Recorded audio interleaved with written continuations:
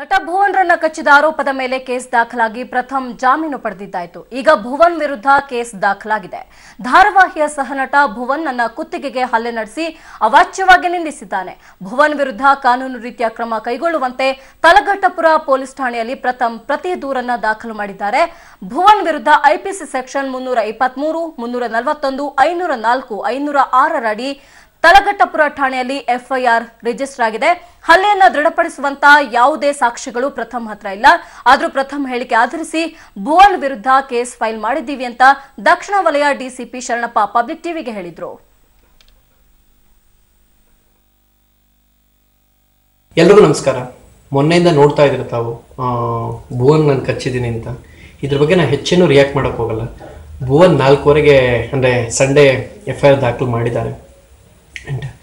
8 ಗಂಟೆಗೆ ಅವ್ರು ಅಕ್ಸೆಪ್ಟ್ ಮಾಡಿದ್ದಾರೆ. ಯಾಕೆಂದ್ರೆ ಮೇಲ್ನೋಟಕ್ಕೆ ತುಂಬಾ ಸುಳ್ಳು ಥರ ಕಾಣಿಸಿದೆ ಪೊಲೀಸ್ನವ್ರಿಗೆ. ಯಾಕೆ ನಾನು ಕಚ್ಚಿದಾಗ ಪಾಪ ಆತ ರಿಯಾಕ್ಟೇ ಮಾಡದೇ ಇರೋಷ್ಟು ನಾನು ಕಚ್ಕೊಂಡು ನಿಂತಿದ್ದೀರಂತ ಹಂಗೆ ನಿಂತಿದ್ದಂತೆ ಆತ. ಸೊ ಎಲ್ಲವೂ ಮೇಲ್ನೋಟಕ್ಕೆ ತುಂಬಾ ಸುಳ್ಳು ಅನಿಸಿದೆ. ಬಟ್ ಮೀಡಿಯಾದಲ್ಲಿ ಅತಿ ಹೆಚ್ಚು ಸೌಂಡ್ ಆದಾಗ ಅವರು ತಮ್ಮ ಡ್ಯೂಟಿನ ತಾವು ಮಾಡಿದ್ದಾರೆ ಪೊಲೀಸ್ನವರು. ನಾನು ಅದ್ರ ಬಗ್ಗೆ ಹೆಚ್ಚೇನು ಹೇಳಲ್ಲ. ಆ್ಯಂಡ್ ನಂಗೆ ಕಾನೂನಲ್ಲಿ ನಂಬಿಕೆ ಇದೆ. ಸೊ ಅದಕ್ಕೆ ಏನು ಬೇಕು ಎಲ್ಲ ದಾಖಲೆಗಳನ್ನು ಪ್ರೊವೈಡ್ ಮಾಡಿದ್ದೀನಿ.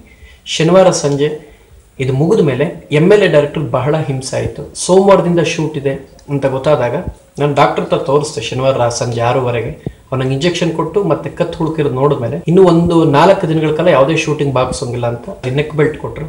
ನಾನು ಈ ವಿಷಯ ಮಂಜುಗೆ ಗೊತ್ತಾಗಿ MLA ಡೈರೆಕ್ಟರ್ ಯಾವುದೇ ಕಾರಣಕ್ಕೂ ಬಹಳ ಬೇಸರ ಮಾಡಿಕೊಂಡ್ರು. ಸೋಮವಾರದಿಂದ ಶೂಟ್ ಇದೆ, ನೀವು ಅದೆಲ್ಲ ಹಾಕ್ಕೊಂಡು ನಮ್ಗೆ ತೊಂದರೆ ಕೊಡೋದು ಬೇಡ, ಅದನ್ನು ತೆಗೆದುಬಿಡಿ ಅಂತ ಬಹಳ ಬೇಜಾರು ಮಾಡ್ಕೊಂಡು ತೆಗೆಸೋ ಪ್ರಯತ್ನ ಮಾಡೋರು.